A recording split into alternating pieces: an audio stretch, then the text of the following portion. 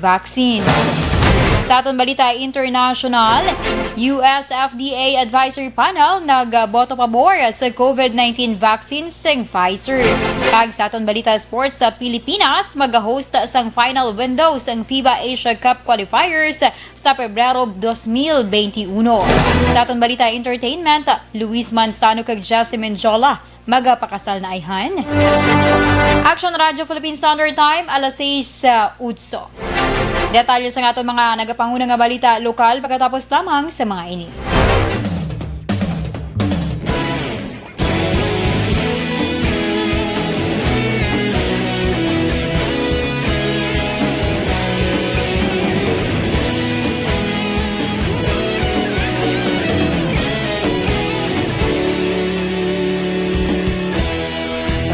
Simbanwa, mabugaw nga hangin nagadapyan na. Ikaw na ang ginapamatian namon ginasandigan. Tingog sang probinsya, kamatuuran ginapalap na. Minsay nga may dala, paglaom kag kasanag. Tinuig na nagligan, ikaw gihapon ang ako nga istasyon. Sa pagbudlak sang adlaw, sa pagtuhaw sang biton. Mga balita nga dala inspirasyon. Aksyon radyo, bakolod man sa gihapon. Patayon Aksyon radyo, bakolod sa luto sa imo. Patayon Aksyon radyo, salamat sa pagserbisyo. Patas kag balanse, patuod nga mensahe, wala sang ginadampingan. Patayon Aksyon radyo.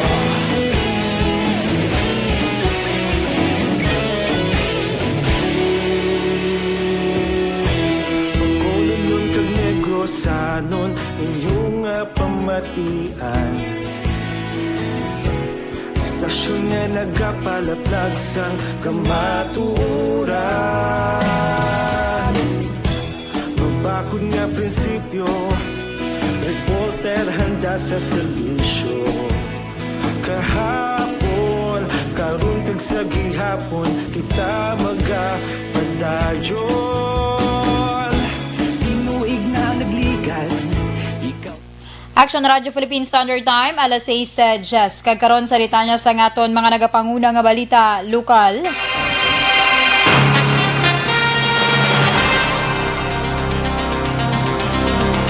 Nagtanyag sang libre nga RT-PCR swab test ang lokal nga panguluan sang syudad sang Sagay para sa mga Sagaynon nga nagatrabaho sa syudad sang Bacolod kag iban pang lugar sa Negros Occidental.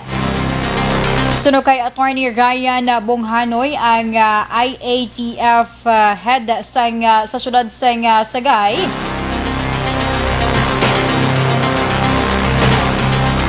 Ini nga programa ang ginatawag nga hilway nga pagpauli sa subong Pasko nga kung sa diin libre ang swab test umpisa Disyembre 12 tubtob 13 kag Disyembre 19 tubtob 20 sa Benjamin Hall, 4th Lacson Street, umpisa lakon las 8 sang aga.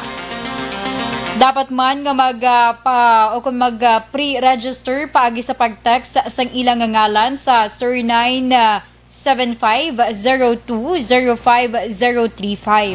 Ginabisuhan ang publiko nga magbakal sa ilang kinahanglanon ilabi na sang pagkaon bangod nga pagkatapos nga magpa-swab test dapat sila nga mag-quarantine tubtob magwa ang resulta kung negatibo sa swab test mahimo na sila nga makapauli sa ilaman o kon sa syudad sang Sagay.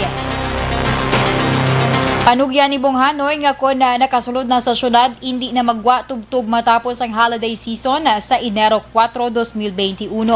Sa ila record, 1,000 ka mga Sagaynon ang nagatrabaho sa gwa sang syudad nga ginapaabot magapauli sa panahon sang Pasko. Katupad nga area which are considered based sa province naton report sa DOH na high risk because of high incidence of local transmission. If you're coming from those area, may flood program si Mayor na pwede ka mo kakapauli in the coming holidays, no? Ay ang ating holiday mag-start 23 up to January 4. Ang kabahin sa pagpahayag ni Attorney Ryan Bonghanoy. Sa iba niya balita lokal, ginarespeto ni Hinigaran Mayor Nady Arceo ang palayag ni Presidente Rodrigo Duterte nga posible iban ang palupok sa masunod nga tuig. Suno kay Arceo, mahimo nga mag-apilar pa sila sa gobyerno nasyonal bangod amulang ang palangabuyan sa iban man nga mga hinigaranons. Dugang pa ni Arceo, madugay na nga ginakilala ang banwa bilang balaklan kay nagahimo usang palupok. Dako nga bulig sini nga negosyo sa iya mga residente ilabi pa nga hindi lang taga Negros ang nagamakal kundi pati man ang mga katupad nga isla. Sa karon wala pa sang schedule kung saan o magabukas kag magaumpisa sa pagbaligya ang mga vendors sa nga palupok apay nagpasiguro ang alkalde nga kompleto ang ilang mga dokumento subong man ang ila ihibalo sa mga dapat kag hindi dapat paghimuon agud malikawan nga may magluntad nga insidente. Oo, sige po ng palupok. Hindi nga pwede nga hindi yung palupok. Pero nga, ang pangabulan ng ako niya mga constituencies. Yan na kwentang hinigaran. So far, sa akon, isip isibong ang mga vendors. Pero isibong ang actual nga nagabinta sa higat ng dalan. Mga, guro, mga, more or less, mga 15 minutes sa kabilag. Ang kabahin sa pagpahayag ni Hinigaran Mayor Nady Arceo. Aprobado sa special session sa Konseho sa Syudad sa Bacolod kay nasing aga ang request sa mga fruit vendors nga plano magbaligya sa palibot sang public plaza. Lakip na ang request sang simbahan katoliko angot sa operasyon sang Christmas Bazaar sa tubang sang San Sebastian Cathedral. Sunod kay Vice Mayor Alcide Familiaran, ginatugyan na sang Konseho sa Tatapan ni Bacolod City Mayor Evilio Nardia ang pagdihon sa mga nagakaigo nga regulasyon agod nga mapasiguro nga masunod ang health protocol nga ginapatuman sang gobyerno batok sa COVID-19. Dugang pa ni Familiaran, depende na sa alkalde kung bala, kinahanglanon pa sini nga magtukod sang komitiba nga amo magapatigayon sa monitoring sa compliance sa mga sektor. Sa piyak nga bahin, ginklaro sang vice-alkalde nga wala malakip sa ila agenda sini nga aga ang request sa mga manubaligya sang firecrackers bangod ini ang gintalana nga pagatalakayon sang konseho sa ila regular nga sesyon sa masunod nga semana.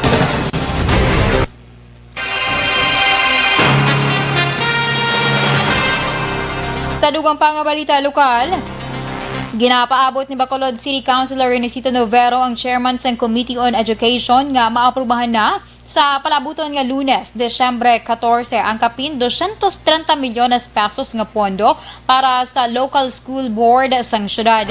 Suno kay Novero, mayara na sila sang ginhimo nga pag-itemize sa budget nga ginpresentar kay Mayor Bing Leonardia. Samtang liwat naman nga magapatigayon sang special board sa Lunes man nga adlaw. Dugang pa ni Novero sa meeting ay ginpatawag sa nga komitiba, liwat man sini nga gintalakay sa pamunuan sang DepEd ang mga kahandaan sang syudad angot sa posible pagbalik sang face-to-face instruction sa masunod nga tuig.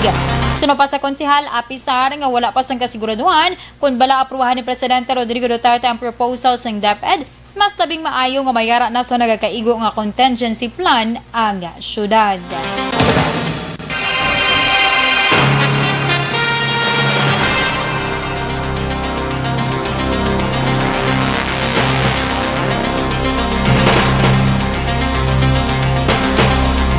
Magapatuman sa 12 ka oras nga power interruption ang National Grid Corporation of the Philippines ukon NGCP buwas nga adlaw Sabado bangod sa maintenance activities nga himuon sa pila ka parte sa Negros Occidental. Ang 12 oras magaumpisa alas 6 ng aga tubtob alas 6 ng gabi. Kagang apektado nga lugar amo ang Gonzaga kag reclamation substations. Ang mga lugar naman nga maapektuhan ginpadala na sa notisya angot sa amo nga advisory. Sa karapusan nga balita lokal, nagpahanumdum na ang Police Regional Office 6 sa kapulisan nga likawan ang indiscriminate firing sa pagsaulog sang bag-ong tuig ukon New Year. So kay PRO6 spokesperson Lieutenant Colonel Joe M. Malong, ini ang panugyan ni Brigadier General Rolando Miranda agud marikaw ang kapulisan sa problema sa ila trabaho. Dugang panimalong sa gihapon wala na sang muzzle taping ago o kun wala sang tabon ang ilang mga armas kaangay sa ginhimo sa mga nagligid nga tuig. Kalayag pa sang spokesperson kung nakapalupok ang pulis, mahimo man gihapon nga madakpan ilabi na gid nga aktibo na ang sibilyan sa pagpanugid. Ang pulis nga nakapalupok mahimo nga magakasa iya serbisyo. Sa pila ka tuig ang naglabay, wala na sang kaso sang indiscriminate firing sa PRO6 nga nagaimbolbar sang pulis kag nagalaom nga mangintayuyon na gid ini. Aksyon Radyo Philippines Standard Time, alas 6:18. Detalye sa aton balita international pagkatapos lamang sa mga ini. Hindi pa rin natatapos ang laban natin sa COVID-19. At sa labang ito, isa sa pinakamahalagang armas natin ang tamang impormasyon.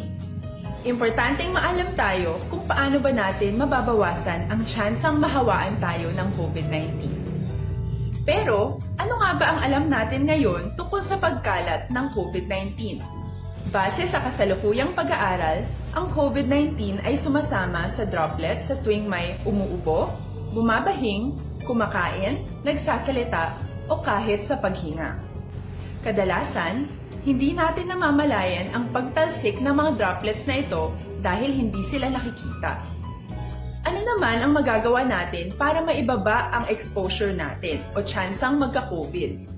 Kailangan nating maibaba ang exposure mula sa virus tuwing nakikipagsalamuha tayo sa iba.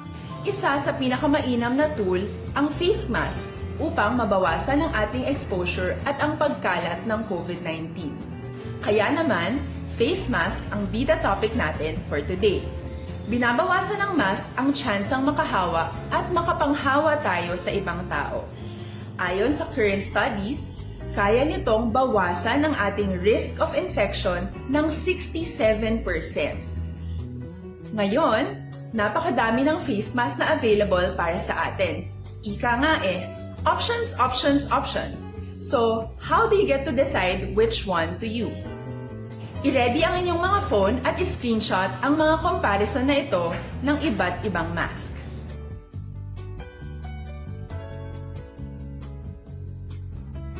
Ngayon, alam na natin na maaari tayong gumamit ng cloth mask. Alalahanin po na hindi pwedeng i-side A at side B ang cloth mask. Labhan ito araw-araw gamit ang maligamgam na tubig, detergent at bleach. Para naman po sa mga medical or surgical mask, tandaan na hindi ito maaaring i-recycle. Itapon na ito pag madumi na, basa na, o gamit na. Samantala, ilaan naman po natin ang mga N95 mask para sa ating mga healthcare workers na patuloy na nakikipaglaban sa COVID-19. Huwag din po nating kalimutan na hindi natin nirerekomenda ang paggamit ng N95 respirators with valve. Habang kaya nitong protektahan ka sa virus, hindi naman ito mapoprotektahan ang mga tao sa paligid mo, lalo na kung may sakit ka. Of course, face masks are not enough to protect us. It should still be coupled with other preventive measures. According to studies, kung magsuot ka lang ng mask at didistansya ng at least 1 metrong layo sa iba, mababawasan na agad ang tsansa mong makahawa at mahawaan. Kaya ituloy lang natin ang pagprotekta sa ating mga frontliners at komunidad sa pamamagitan ng pagiging bida. B. Bawal walang mask. I. Isanitize ang mga kamay at iwas hawak sa mga bagay. D. Dumistansya ng hindi bababa sa 1 metro. At A. Alamin ang tamang impormasyon. Lahat tayo ay may responsibilidad sa isa't isa na bawas.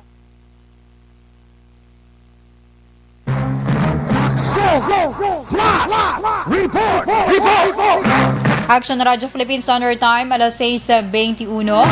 Isaan ay ka-flash report halin sa aton nga correspondent sa syudad sang San Carlos with Aksyon Stephen Presquito. Aksyon Stephen, mayong gabi.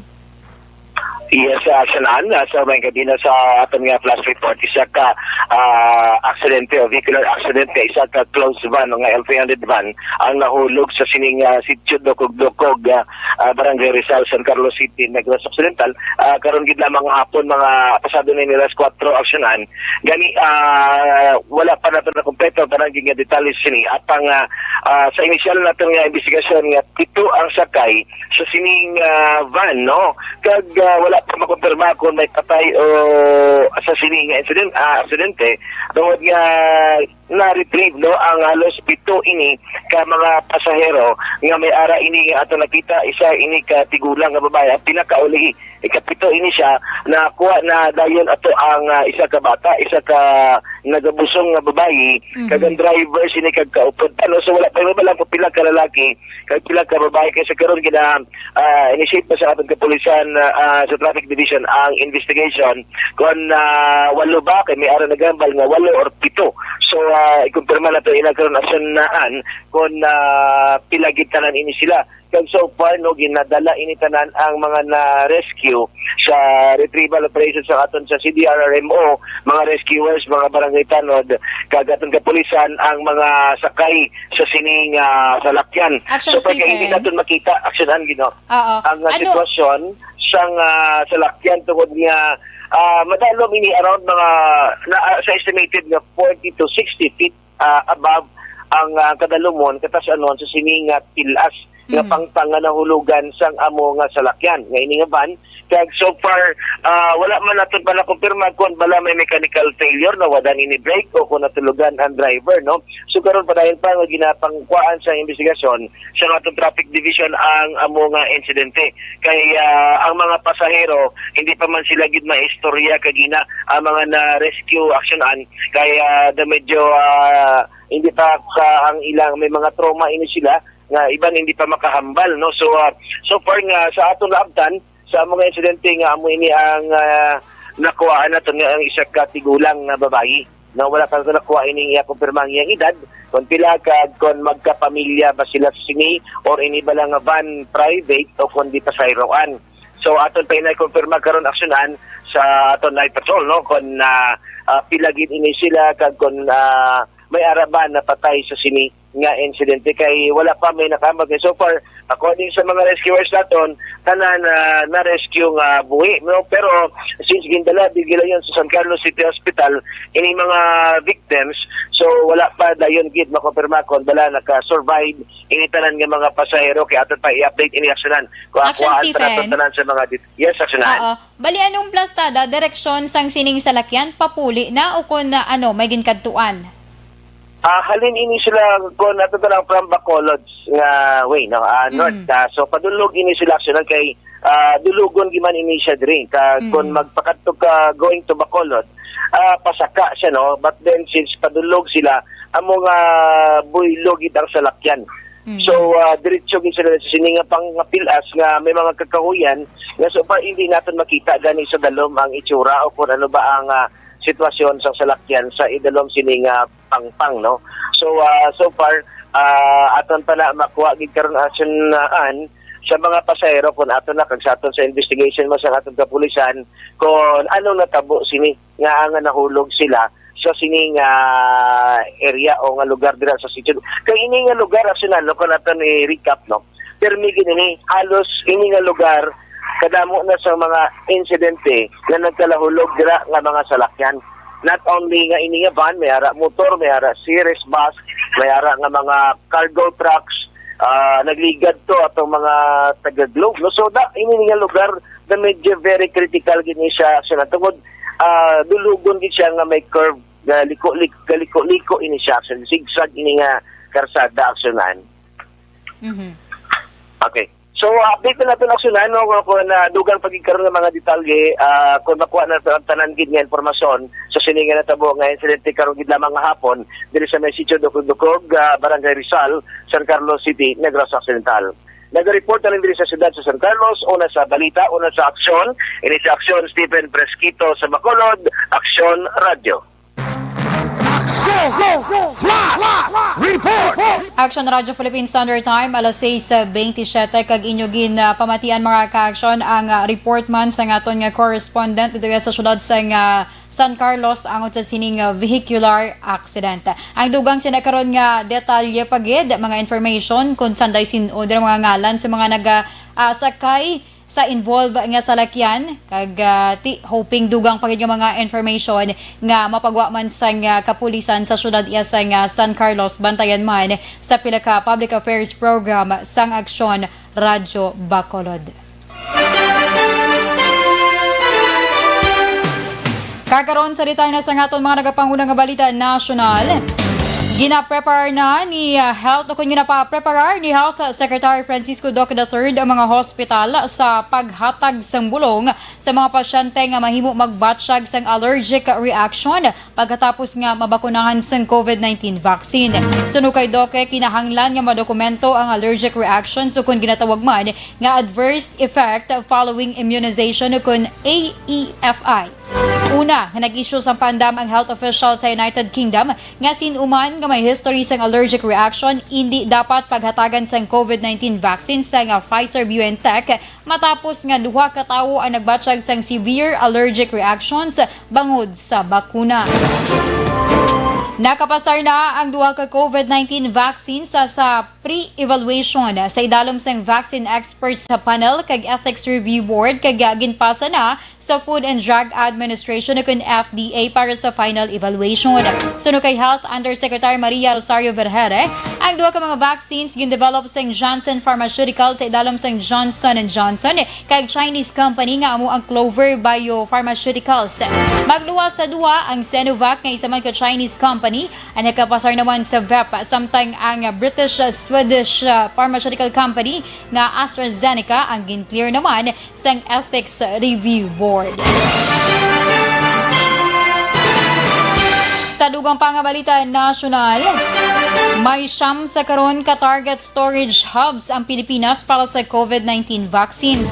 Suno kay DOH Undersecretary Maria Rosario Vergere, ini lakipan sang 6 ka cold storage facilities sa Metro Manila kag 3 sa nagkalain-lain nga parte sang pungsod. Patag ni Vergere, 4 ka cold storage rooms kag 2 ka walk-in freezer sa Metro Manila tungod ini ang mga central hubs sang tanan nga COVID-19 vaccines. Samtang pila ka mga lugar nga ginalantaw nga posible butangan man sang storage hubs amo ang Bicol, Cebu kag Zamboanga. Sa katapusan nga balita nasyonal, ginahingyo sa karon sang Department of Health ang bulig sang kada local government unit sa LGU para matap na ang posible pagdamo sa kaso sang COVID-19 sa holiday season. Nagapanawagan si DOH spokesperson Undersecretary Maria Rosario Vergere sa mga lokal nga opisyal nga ipahanumdom sa ila pumuluyo nga maghimo sang alternatibo sa pagselebrar sang Pasko kag bag-ong tuig apang dapat ginasunod ang minimum health public standards. Suno kay Vergere, ang pagtililipon sa pamilya ang mahimo makatuga sa paglaptas ng virus. Una, ginpahayag ni Health Secretary Francisco Duque III nga maghimo sang contingency plan ng DOH in kaso nga may pagsaka sa kaso ng COVID-19 magkatapos sa holiday season. Aksyon Radio Philippine Standard Time, alas 6:30. Detalye sa aton balita international sports kag entertainment pagkatapos lamang sa mga ini.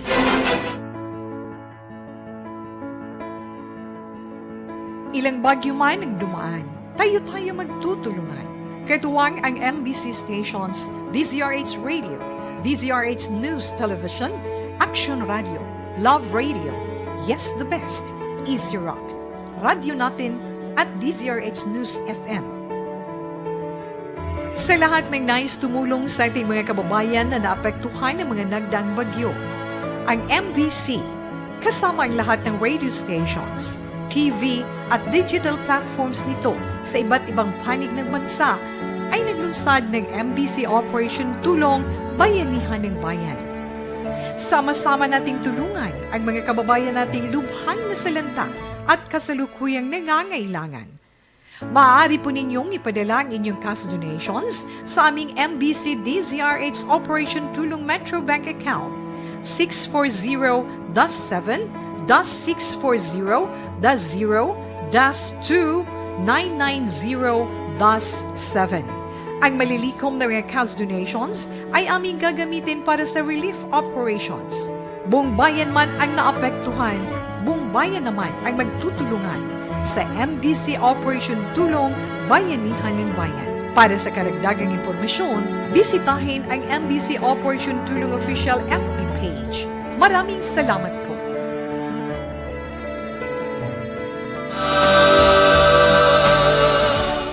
Aksyon nga naga-monitor. Thank you so much good sa inyo. Ya always nga pagtutok. By the way, sa mga ka-aksyon natin nga nagapamangkot nga wala kami air sa radio kasubo. Oo, kay subong tinapektuhan ginang amon nga radyo tungod man sa pagpangilat kagina. So pasensya gid, malawig-lawigan pa siguro. But then wala problema. Ara pa sa Facebook Live nga makitaan nyo man kami sa gihapon kag ti matamyaw sa gihapon ang inyo diri nga ginapadala nga mga mensahe.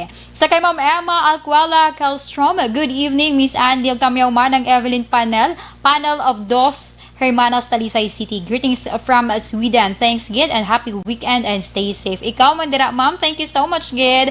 Sa kay Ma'am Elizabeth Malaka Gamala, good evening. Stay safe always and God bless. Sa kay Jeril Marande Gadudo, good evening. Sige, salamat mayong gabi Mandira sa imo. Sa kay Ma'am Merly Gonzaga, good eve, stay safe and God bless. So, ikaw Mandira, ma'am. Madampuin nga salamat ha. Kaghalong man kita tanan. Sa kay Sir Andrew Juanites or One Nights ni sa magbasa. Pagkakabatian ko na kay Aksyon Marlon, One Nights. Anyway, thank you so much. Sa kay Ma'am Emmy Velez. Good evening, Miss Anne. Shout out ko lang. Tuod ka na. Nagininta. Joke lang. Salamat, good Ma'am Emmy. Sa kay Ramona Azaro, good evening. Ma'am Ramona, good evening. Dra sa may Barangay 35. Thank you so much, again.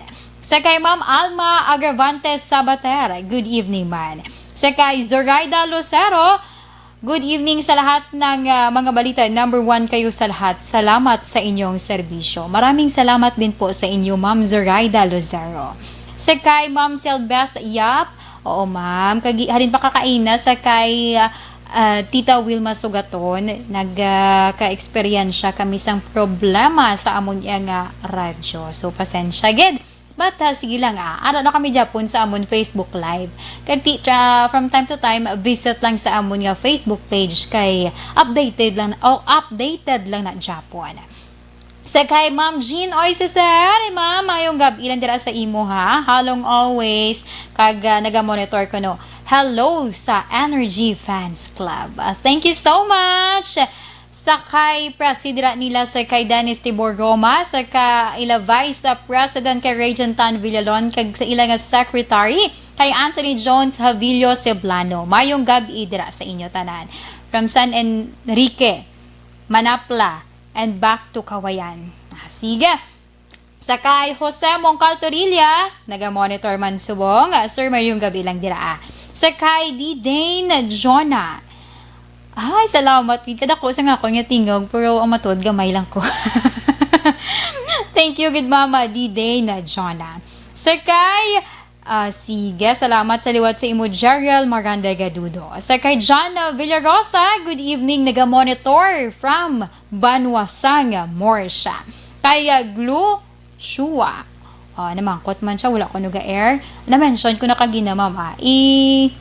Ano na tawag na gani? Adjust lang ng imo nga live so nga ginalantaw. Kay mabatian mo na da kung anong rason. Sa kay Dennis Richard Tibor Roma, good evening. Sa kay Ma'am Christine Minyes Villalobos, mayong gabi. Kag salamat. Sa kay Mariven Tamayo Villanueva, maayong gabi man. Sa kay Sir Alex Monteza, mayong gabi. Thank you naman kasi nga kanya hair daw type mo ha. Char. Sige Salamat gid. Oy, by the way, halong nga kay nagaulan-ulan subong. Kay R. Aldi Plasio. Pa-shout out sa kay R. Aldi Plasio. Sa kay Ma'am Homa Lumena, good evening man. Sa kay Star Jacob. Isa pa gid nga namangkot man. Guba amon nga radyo. Pasensya gid. Sa kay Ma'am Jocelyn Arisivita Olak, good evening. Pang medyo mahina ang kalaban ko sa wong. Sa kay Sir Eddie Laus, good evening. Kay Stephanie SML Reyes. Check na pag-pronounce ko, Aksyon JM. SML. Sa kay Rizalina Alvarez. Good evening from Minnesota, USA. God bless and keep safe always. Thank you so much, Ma'am Rizalina Alvarez. Oo. Mula gani. Sige lang, makaiulag na. Tess, watching from Japan. Miss Ann, pwede pa shout out sa kay Anthony Rivera, Marjun Rivera, kag Michiko Marie Morayama.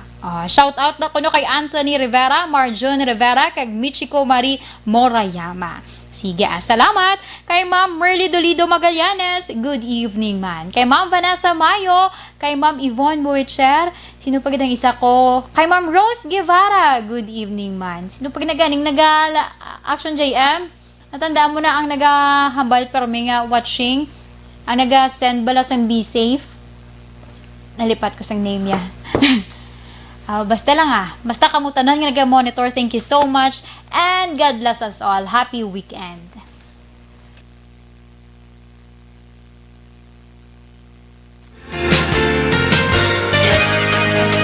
Action Radio Philippine Standard Time, alas 6:38. Kagkaroon sa detalye sa aton mga nagapangunang balita international. Nagboto pabor ang US Food and Drug Administration o FDA Advisory Panel sa pag-usar sa COVID-19 vaccine nga sa Pfizer Incorporated. Gamo naghatag panugot man sa ahensya nga magbakuna sa pungsod nga nakarecord sa mas sobra 285,000 ka napatay bangod sa COVID-19. Ang FDA natalana nga mag-authorize sa vaccine nga gin-develop sang German partner nga BioNTech SE para sa emergency use sa US. Sa botohay, 17 ay nagpabor, 4 ang wala, kag isa naman ang nag-abstain. Kag sa aton balita sports, ang Clark of Philippines amo napili sa International Basketball Federation na FIBA bilang host sa third kag last window sa FIBA Asia Cup 2021 qualifiers. Ang announcement kinhimo sa basketball body sa bunga adlaw. Ang Pilipinas mag-host sa duha ka grupo para sa final leg sa Continental Qualifiers nga gin-schedule sa Pebrero 18 tubto 22, 2021. Ang group o kung ang grupo ginalakipan sa Pilipinas, South Korea, Indonesia, kag Thailand. Kag ang Group C naman ginalakipan sa New Zealand, Australia, Guam, kag Hong Kong. Kag sa aton balita entertainment, duda sa karon ng mga fans sang celebrity couple nga Sanday Luis Manzano kag Jessie Mendiola kung ang ilang mga idolo ang magapakasal na pagkatapos nga ang duha nag-post sang parehong clip sa ilatag sa kay Instagram accounts nga nagapakita sang 12-12-20 nga nakasulat sa balas. Ang caption sa post ni Manzano nakabutang ang hashtag #TheHouseHouse. Samtang kay Mendiola naman nakabutang ang This Saturday. Sa comment section, ang iloy ni Manzano nga si Vilma Santos ay nagbili naman sang thumbs up, folded hands, kag heart emoji. Action Radio Philippine Standard Time, alas 6:40. Kag inyo ginpamatian ang kabugusan nga detalye sa aton man nga mga natipon nga mga balita. Karon nga adlaw Biyernes, Desyembre 11, 2020. Ang inyo tag balita, Aksyon and Defensor. Una sa balita, una sa Aksyon, sa Bacolod, Aksyon Radio.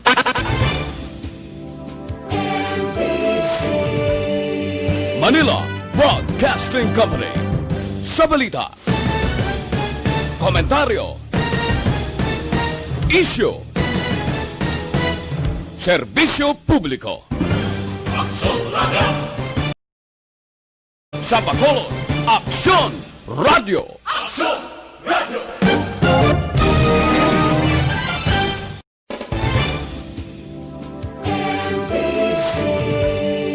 Manila Broadcasting Company. Sa balita, komentaryo, issue, serbisyo publiko. Aksyon Radio. Sa Bacolod, Aksyon Radio. Aksyon Radio.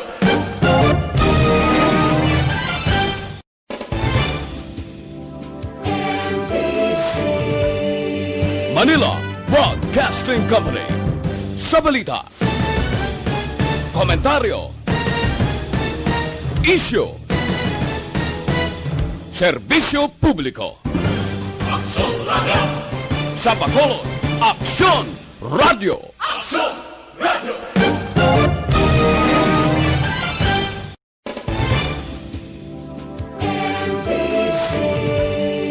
Manila Broadcasting Company. Sa balita, komentaryo, isyu, serbisyo publiko. Sa Bacolod, Aksyon Radio.